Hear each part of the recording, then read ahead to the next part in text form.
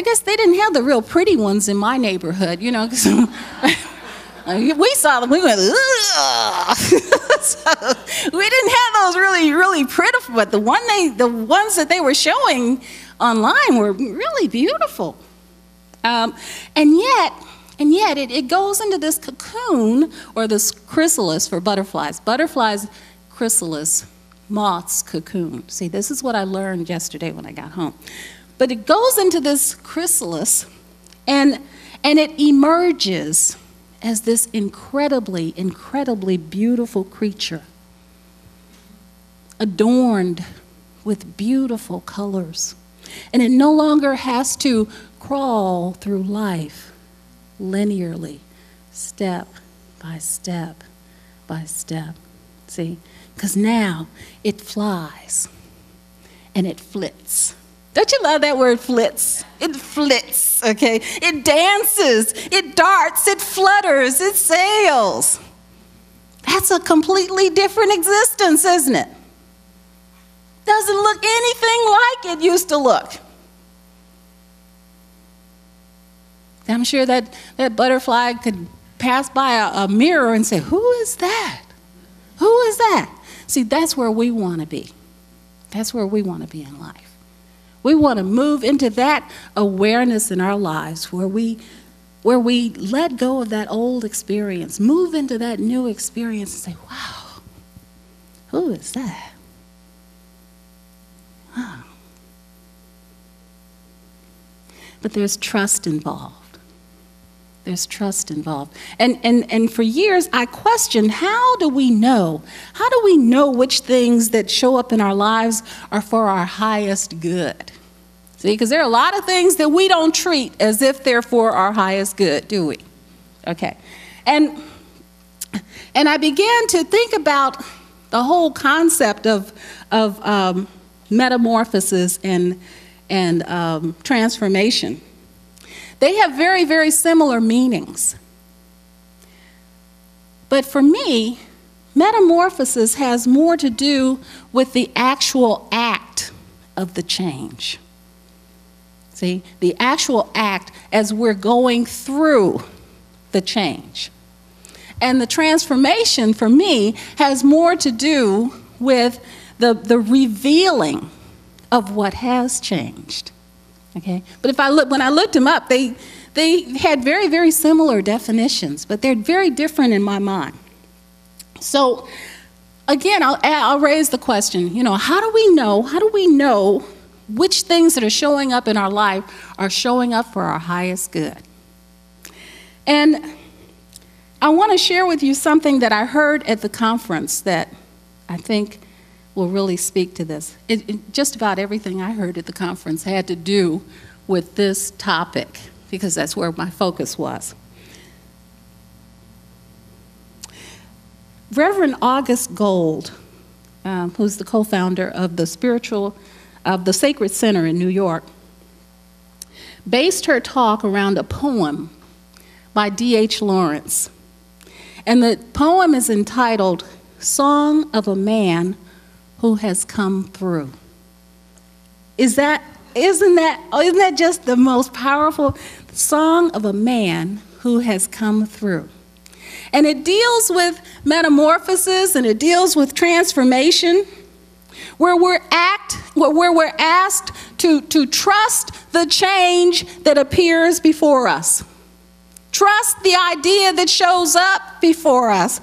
Trust that it's for our highest good, even when the way that it shows up appears to be very different from what we expected to show up, even when the way it shows up even appears contrary to what we were asking for.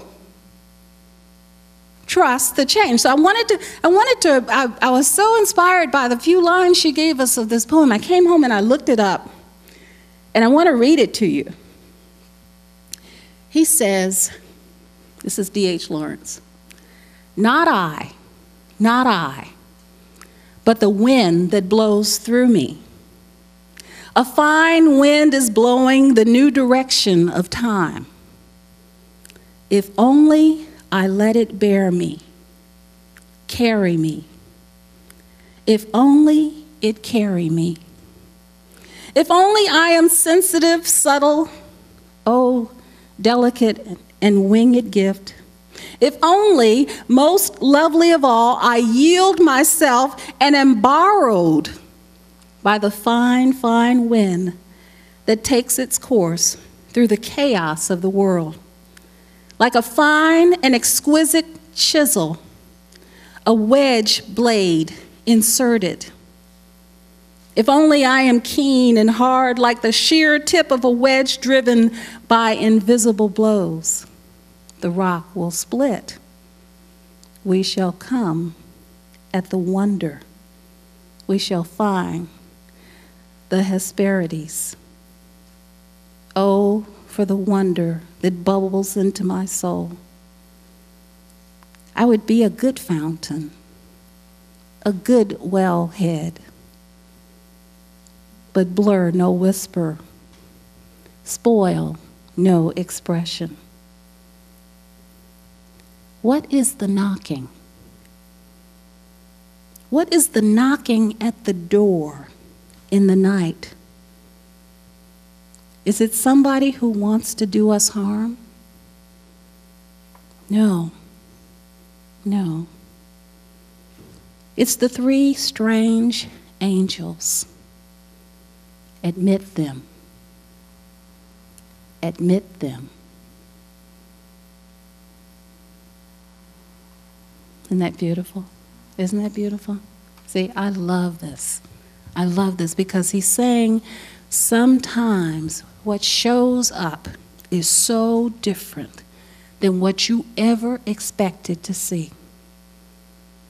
We claim that whole idea of being free, and something so different from what we expected shows up. And he's saying, admit it. Let it in. Now that sounds so contrary to what we teach, doesn't it? But what you find is that today, so many of our teachers are telling us that we want to move into an acceptance of what we have demonstrated. To move into an acceptance, stop fighting the things that we have demonstrated, because even in fighting the things that we have demonstrated, we are resisting, and what we resist persists. And so we think we're doing the right thing by denying it. And it's saying, no, let it in, accept it. This is perfection. This is a perfect manifestation of the way that I have been thinking. And now, what do I want to do? Accept it. This is where my life has reached a certain level where everything is being torn down and is going to be rebuilt into something beautiful, something new, something different, something in alignment with what I've been asking for. Let it in. Admit it. Now, so sometimes it takes a really strange form. I wanted to share this story with you really quickly. I told this story in my class, and it's a story that I kept thinking about all while I was in Chicago.